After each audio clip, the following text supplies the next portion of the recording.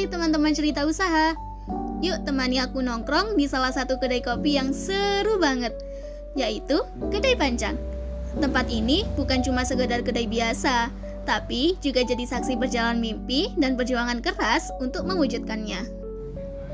Cerita Kedai Panjang dimulai dari mimpi sederhana 5 mahasiswa yang punya tekad untuk menghadirkan cita rasa kopi unik, perpaduan antara tradisi dan inovasi, dengan menggunakan bahan-bahan terbaik dan menghadirkan menu yang dibuat dengan penuh cinta. Mereka membangun kedai ini dari nol. Namun, jalan yang mereka lewati tidaklah mudah, mulai dari perjuangan mencari pelanggan pertama hingga mempertahankan kualitas di tengah persaingan yang ketat. Semua tantangan itu berhasil mereka lalui dengan kerja keras dan semangat pantang menyerah. Yang bikin Kedai Panjang spesial bukan cuma rasa kopinya yang autentik, tapi juga pengalaman hangat yang selalu dirasakan setiap pengunjung. Dari pelayanan yang ramah sampai suasana tempat yang bikin betah. Kedai Panjang jadi tempat favorit buat ngumpul, ngobrol, atau sekedar menikmati waktu sendiri. Kedai Panjang adalah bukti bahwa mimpi bisa jadi kenyataan dengan keberanian, kerja keras, dan keyakinan. Dari kisah mereka, kita belajar bahwa setiap langkah kecil adalah bagian dari perjalanan besar. Jadi, siapa tahu cerita ini bisa jadi inspirasimu untuk memulai sesuatu yang baru.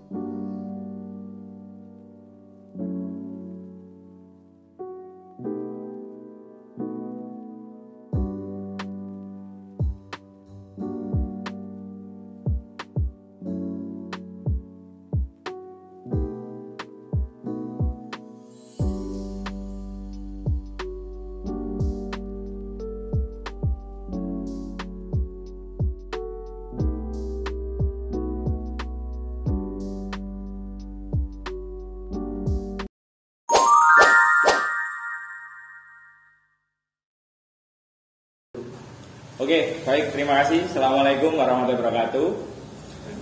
Berjumpa kembali pada kali ini, yaitu segmen di mana di konten cerita usaha. Pada kali ini, untuk cerita usaha, kita belajar untuk mengedukasi teman-teman yang di sekeliling kita yang mempunyai itikat baik untuk berani berusaha. Nah, ini ada teman-teman yang dari kalangan Gen Z ya, berani untuk melakukan usaha. Lah, untuk usahanya ini namanya apa, strategi marketingnya ini gimana, terus untuk cara pemasarannya ini gimana, nanti lebih tepatnya kita langsung tanya ke narasumber. Mungkin sebelum itu bisa memperkenalkan diri, silahkan. Oke, sebelumnya perkenalkan, nama saya Abdul Rahman. Untuk alamat mungkin kelahiran Kalimantan ya, ke Kalimantan Tengah. Terus kuliah di Universitas Sidarta itu masuk prodi administrasi bisnis dan kebetulan sekarang semester 3. Semester 3 ya? Semester 3. Jauh berarti Pak ya, Kalimantan Pak ya? Lumayan. Oke, terima kasih atas perkenalannya. Di sini kalau boleh tahu, apa yang menjadi nama untuk kedai usahanya sampean ya? Kalau mau nanya nama, itu kita kasih nama Kedai Panjang yang dalam lingkupnya usaha ini tuh masuk di F&B, makanan dan minuman. Nah, kalau bertanya kenapa dikasih nama Kedai Panjang, aslinya kayak gini. Iya, ya. Gimana ya? Kan penasaran. Kalau biasanya yang dilakukan oleh orang, ini kan kita ngomong secara biasanya ya. Yeah. Secara biasanya yang dilakukan oleh orang-orang ketika ingin menjadikan suatu usaha ini namanya, mencari namanya. Itu harus ada filosofinya. Pasti ada filosofi. Jadi kayak gini. Dulu kami tuh sempat ingin berjalan entah kemana. Sekiranya dari perjalanan itu kami bisa nemu hal-hal yang mainstream lah, hal-hal yang out of the box gitu ya kan. Siapa tahu bisa dijadikan nama. Dan ternyata dari beberapa perjalanan kami dapat nama Kedai Panjang itu pas di Malang sih. Pas di Malang lagi nyari alat-alat buat kebutuhan kedai kan dulu kan. Oh, berarti sudah mempunyai keinginan untuk buka kedai, tapi untuk namanya ini masih belum. Iya, masih belum. Berarti Dia kan Hamin 1. Out of the box-nya di situ berarti ya. Out of the box-nya pas lagi nyari barangnya itu kan. Nyari barang, pas istirahat. Jadi salah satu dari teman kami ini langsung nyeletuk, kenapa nggak dikasih Kedai Panjang aja man gitu katanya. Siapa itu kalau boleh tahu? Ali namanya. Ali pas itu ya kan. Pas lagi istirahat itu, kenapa nggak dikasih Kedai Panjang aja man? Karena kami berlima itu kebetulan dulu pas di ospek Pasopati ya. Pasopati. Pas di Pasopati itu sekelompok dan nama kelompoknya itu Kerajaan Pajang gitu kan. Nama kelompoknya Kerajaan Pajang, karena kami lima-limanya dari Kerajaan Pajang, akhirnya ya wes lah pakai nama Pajang aja. Mungkin dikasih ke yang jadul-jadul kayak penulisan jadul kayak ada B-nya mungkin gitu ya kan. Sampai akhirnya terjadilah dan terciptalah nama Kedai Pajang itu. Nah, nama Kedai Pajang itu tadi. Dan untuk filosofinya sendiri aslinya gak ada filosofinya, ya itu mungkin cerita aja ya, cerita kenapa namanya itu Kedai Pajang. Aslinya kalau filosofi kita nggak pernah nemu filosofinya seperti apa, karena Tretan Muslim itu di salah satu podcast itu pernah mengatakan kayak gini.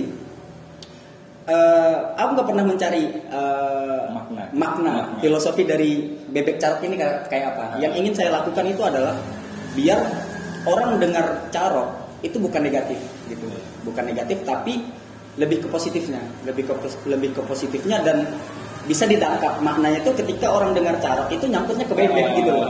Jadi nggak carok dengan hal-hal dalam tanda kutip negatif itu tadi ya kan.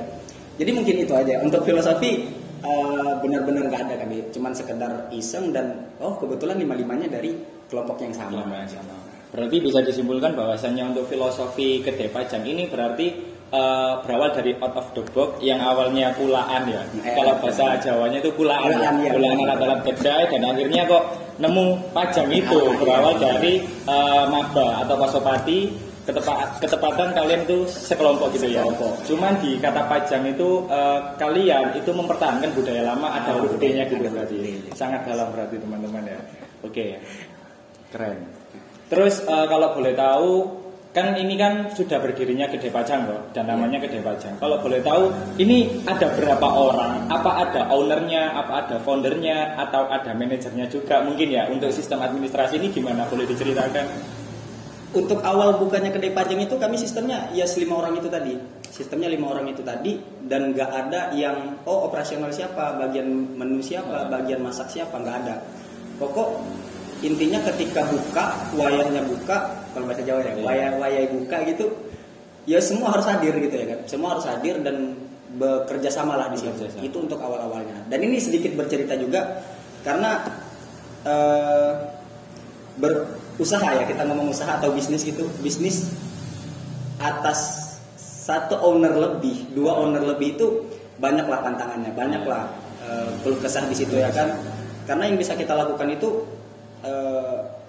membenarkan doang, misalnya kayak jangan pakai tangan kiri, pakai tangan kanan aja, itu kan bisa. Tapi ketika sudah masuk di ranah pikiran, di ranah apa yang mereka ingin lakukan, itu nggak bisa menurutku. Akhirnya selama 3 bulan kalau nggak salah, dan kami sempat tutup 1 bulan, tetap tutup 1 bulan itu untuk perencanaan kedepannya gimana. Dan setelah tutup 1 bulan, akhirnya kontrak kerja itu, dan iya itu kami berlima tetap ada kontrak kerja, jadi harus digarisbawahin ya, apapun usahanya, mau itu dengan teman, mau itu dengan saudara, harus tetap ada kontrak kerja. Nah, kontrak kerja selanjutnya itu akhirnya kami menyepakati bahwasanya pengoperasionalan kedai itu 1 orang, dan kebetulan itu saya. Itu Anda kali ya. Kebetulan untuk operasional kedai semuanya, menu, keuangan, administrasi, kulaan atau apapun itu, intinya semua saya. Itu lebih tepatnya bisa dikatakan apa itu berarti? Apa ya? Kalau mau diomongin itu, aku lebih kemarin di kontrak itu aku naruhnya pengoperasionalan kedai. Ya, jadi semua apa yang menjadi operasional di kedai apa itu, apa yang jadi kebutuhan itu di saya. Di Anda berarti. Dan 4-4-nya sekarang sesuai kesepakatan kemarin, sesuai kontrak kerja kemarin itu menjadi investor pasif. Jadi ada beberapa yang mereka setujuin dan beberapa bulan, dan sebagai bentuknya investor.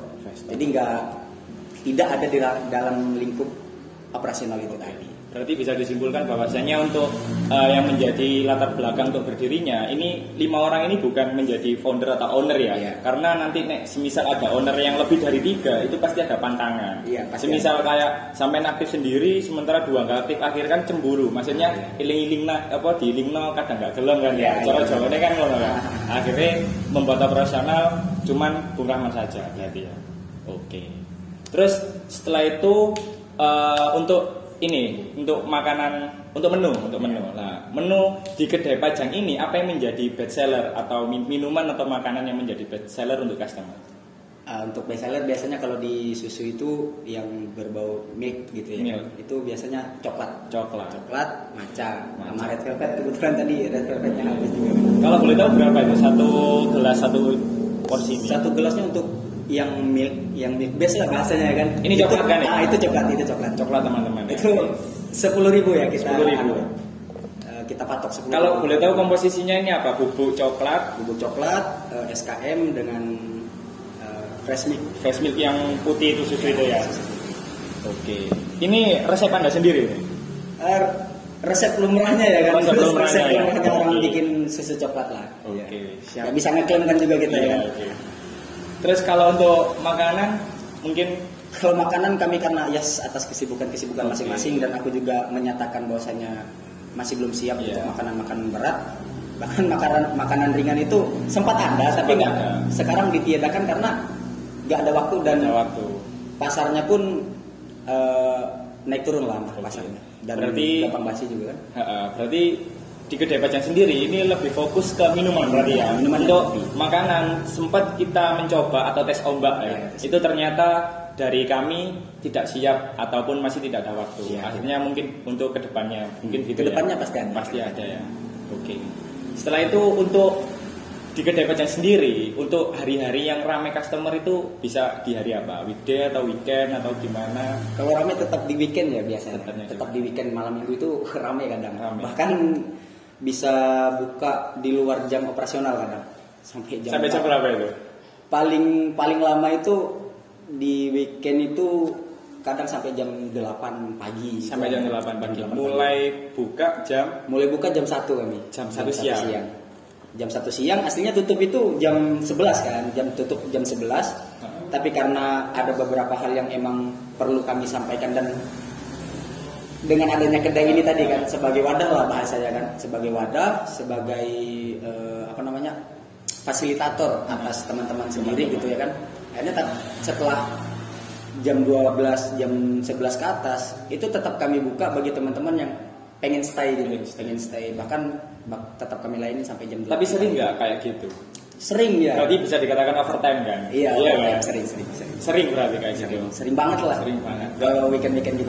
Lebih tepatnya dibuat apa kalau boleh tahu? Diskusi atau dengan tugas? Nah, ini dia. Gimana? Ini menurutku bagian yang ingin kuperkenalkan juga dari adanya kedai Pajang ini apa? Berawal dari 5 mahasiswa itu tadi, 5 mahasiswa yang bertemu di Ospek ya kan, di Pasopati Yudarta. Keinginan kami pribadi, kami itu memiliki prospek yang benar-benar nggak cuman kuliah aja gitu loh sih, nggak cuman kuliah. Dan aku pengen teman-teman itu, kami pengen teman-teman itu setelah kuliah ijazahnya tuh nggak dijual, minimal nggak dijual. Keinginan kami tuh kayak gitu, dengan apapun yang telah mereka lewati mulai dari semester 1 dan semester 3. Dan aku cukup iskal ya. Kalau boleh tahu iskal itu apa? Apa ya? Gak terima lah, cukup menyangkal lah dengan perkataan-perkataan bahwasanya kalian semester 1 itu leha-leha aja. Kalian semester 1 itu enak-enak. Nanti semester 3 tuh bakalan kayak gini. Kalian semester 5 tuh bakalan kayak gini. Dan aku sudah mematahkan hal tersebut. Kita mulai dari kelas 1 sudah berproses lah ya. Berproses sudah mungkin bisa memikirkan apa yang bakalan kita lakukan setelah kuliah itu nanti gitu, setelah kuliah itu lulus nanti. Jadi atas keresahan-keresahan itu tadi, atas keresahan-keresahan teman-teman itu juga, akhirnya kami menjadikan kedai Pajang ini sebagai fasilitator, sebagai wadah untuk teman-teman yang ingin bercerita lah, bahasa kan kayak gitu, dan berbagi. Karena ada kutipan, ya dulu aku juga sempat belajar, ada kutipan di bukunya, di kitab Akhlak Lilbanin cuy. Akhlak Lilbanin itu ada kitab akhlak untuk kelas 4 mungkin. Aku nggak paham di sekolah-sekolah yang itu kelas berapa. Jilid 2 berarti untuk kelas 4. Jilid 2. Jadi di Akhlak Lilbanin itu ada bab yang mengatakan pentingnya persaudaraan. Nah, di salah satu pentingnya persaudaraan itu ada tulisan yang mengatakan ketika aku nggak tahu, aku tahu dari kamu. Ketika kamu nggak tahu, kamu tahu dari aku. Jadi mungkin itulah saling berkesinambungan. Jadi ketika aku nggak tahu, contoh misalnya media gitu ya kan, aku nggak tahu media, aku bisa belajar ke orang yang benar-benar media gitu ya. Jadi kurang lebihnya kayak gitu. Dan selama ini sejauh kedai Pajang itu buka, itu yang terjadi di kami sampai overtime gitu ya kan, sampai jam 8 sampai jam 6 karena menurutku ilmu tuh nggak kurang-kurang aja ya kan. Ketika aku bertanya kepadamu dan kamu bertanya kepadaku, akhirnya keluarlah pernyataan baru itu tadi gitu sih. Kurang lebihnya kayak gitu. Dari asumsi akhirnya menimbulkan kesimpulan, dari kesimpulan masih menjadi asumsi lagi, kayak gitu. Akhirnya sharing kan. Berarti lebih tepatnya kayak gitu itu sudah terlalu wajar lah ketika overtime itu mungkin ya. Wajar kan teman-teman sendiri mungkin ya. Oke. Terus untuk ini, mungkin ini pertanyaan yang terakhir mungkin ya. Untuk strategi marketing, ini gimana cara mengawali strategi marketing Kedai Pajang ini berdiri, terus cara mengawalinya ini promosi ke teman-teman, terus awal buka itu gimana? Itu gimana kalau boleh diceritakan? Ini aku juga berkata jujur ya, bahwasanya marketing Kedai Pajang pun menurutku masih belum masih belum bisa dikatakan 50% lah bahasanya. Karena keinginan kami satu itu dengan apa yang disampaikan tadi lah ya, dengan mereka datang itu untuk bercerita, memberitahu hal-hal baik, memberitahu kabar-kabar baik. Akhirnya marketing itu cuman berhenti di personal brandingnya aja, personal branding pribadi kami masing-masing gitu loh sih. Jadi nggak bisa kami katakan personal branding dari kedai itu sendiri, karena kami juga sadar atas apa yang bisa kami kasih gitu ya kan. Kami sadar atas apa yang bisa kami kasih, fasilitas yang kami kasih, dan kenyamanan itu penting gitu. Karena nggak semua orang datang pengen cerita kan, nggak semua orang datang pengen memberikan hal-hal baik, dan nggak semua orang datang itu cuman menikmati gitu ya kan. Jadi karena ada beberapa aspek yang kayaknya kalau kita ingin memperluas marketing dalam jangkauan yang luas, dalam jangkauan yang luas, dalam tanda kutip customer baru ya kan, customer baru itu kami masih belum berani. Kurang lebihnya kami masih belum berani karena ya itu kami sadar bahwasanya apa yang kami berikan, apa yang kami fasilitaskan kepada teman-teman sebagai customer itu menurut kami kurang juga. Meskipun ketika ada teman-teman cukup ini, tapi atas kesadaran bahwasanya ini usaha gitu ya kan. Apa yang bisa kami beri dan apa yang mereka bisa dapat gitu. Karena sejauh ini emang bentuknya di situ. Akhirnya marketing yang kami lakukan itu ya sekedar ingin menjadikan kedai ini sebagai wadah gitu ya kan.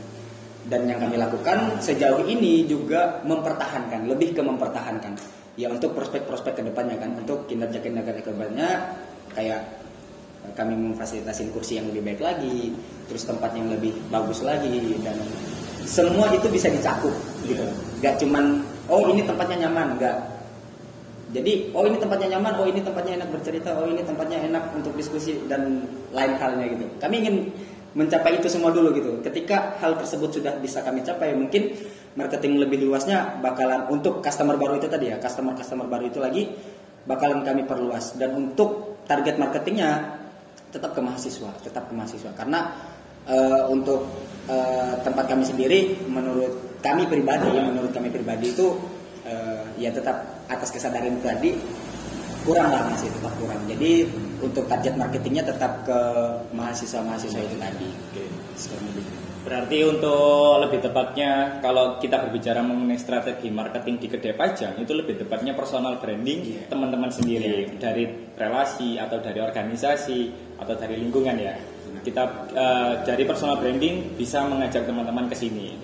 Berarti kalau untuk mengenai yang Anda bicarakan tadi itu berarti lebih tepatnya ke internal mungkin ya, internal Kedai Pajang sendiri, personal branding secara prospek internal sendiri. Kalau memang ini sudah mumpuni dikatakan di atas rata-rata, berarti kita fokus ke yang di luar ataupun marketing, cara perluasan itu. Oke, mungkin cukup itu Bung Rahman. Siap.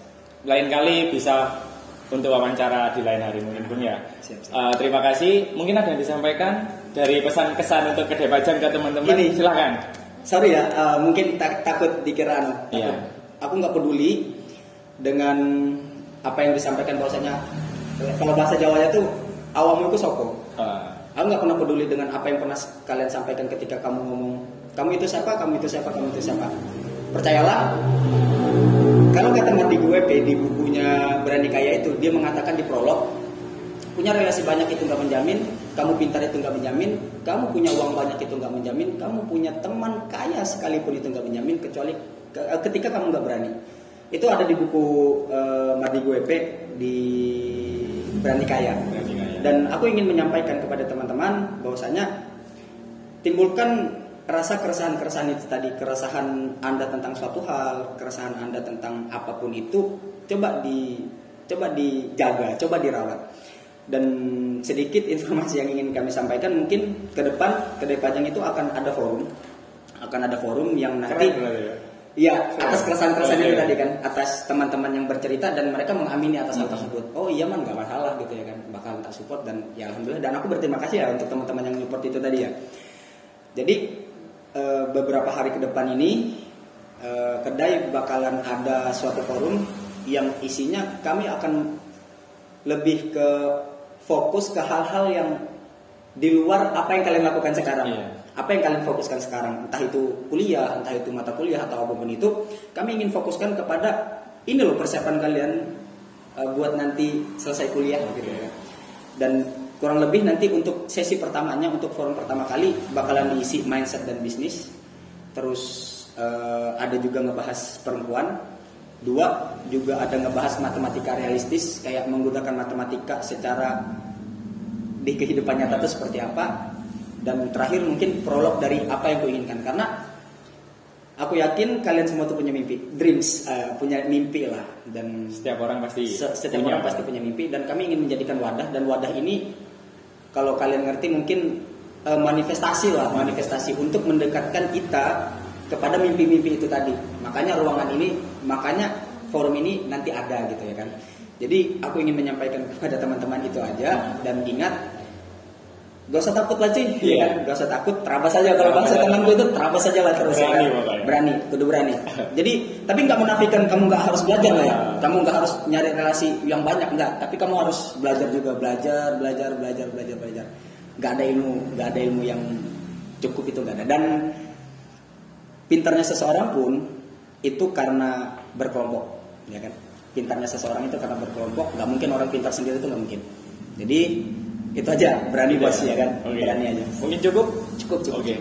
Itu yang dikatakan oleh Bung Rahman itu secara tidak langsung itu adalah keinginan atau pencapaian dari sebuah kedai pajang ya, dari keinginan atau keresahan teman-teman.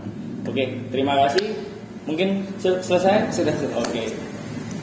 Terima kasih. Kalau gitu, see you next time di Cerita Usaha. Wassalamualaikum warahmatullahi wabarakatuh. Waalaikumsalam warahmatullahi wabarakatuh. Ya boleh.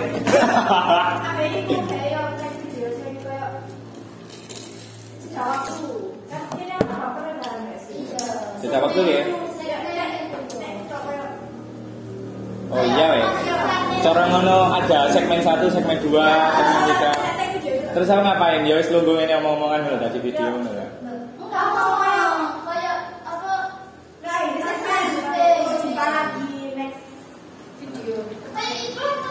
Contoh ya apa?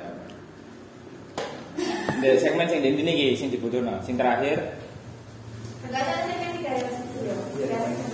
Sing di. Ya sadurunge ana iki kayak ngono sadurunge. Ayo kita tek video. Dia tek video to. Mu jenenge edit. Anu sing kan pancet ta apa. Mu dia pas anu sadurunge ta kok anu ae. Apa takut menu. Nah, berarti sebelum kita tanya-tanya sebelum dalam. Iya, sebelum pertanyaane diulang maneh ngono ta. Men jowo pertanyaan-pertanyaan tok. Enggak ya tok. Kata-kata itu. Iya, segmen. Jumpa lagi di segmen selanjutnya. Weh, ngono tok. Iya. Kayak jeda istirahat gitu loh cuy. Istirahat dulu gitu. Lah ya kayak break kan, terus iklan ngono ya. Iya. Tunggu dulu setelah ini. Habis ini kita kembali lagi. Oke, kasih. Sebelum lebih dalam. Ayo. Bisa. Ayo. Iku mari sih. Wes record terus iki. Wis ta. Ci loro telu. Oke, untuk teman-teman audien yang sedang melihat review atau wawancara kami akan kembali lagi setelah break, setelah cok ya. Udah kan? Iya. Iya kan? Terus orang Benar. Iya, benar. wis mari ngono tok cukup ya. Iya. Setelah yang satu ini. Iya, langsung saat ini bentuk mau mari clear ya. Ya, mari kok. Iya. Aku ini belajar mempresentasikan, mempraktekkan jadi Sumargo yo. Cleo. 1 2 3. Oke, untuk teman-teman audien yang sedang melihat wawancara kami akan kembali di segmen yang satu ini. Bye-bye. Sampun enggak? Benar enggak? Bener. Ini tengah-tengah kok. Iya, balik kan. Ini kembali lagi. Oke. Kalau saya apa wis? Lho ya balik kok ngene. Barang tuh. Ngedit tapi kok. Kini kan dua suara ada apa ya? Aman aja. Aman aja. Sopo arek ngedit? Tiga dari Raja, dibantu Raja. Kan itu Raja lah kan. Dibantu Raja. Ayo apa ini? Rekamku munyer terus ini. Record lagi. Iya, Kembali lagi dia. Ci loro. Oke, kita kembali lagi di segmen cerita usaha. Horor gini pembawaannya cuy. Tengah. Bisa. Iya. Mari. Udah.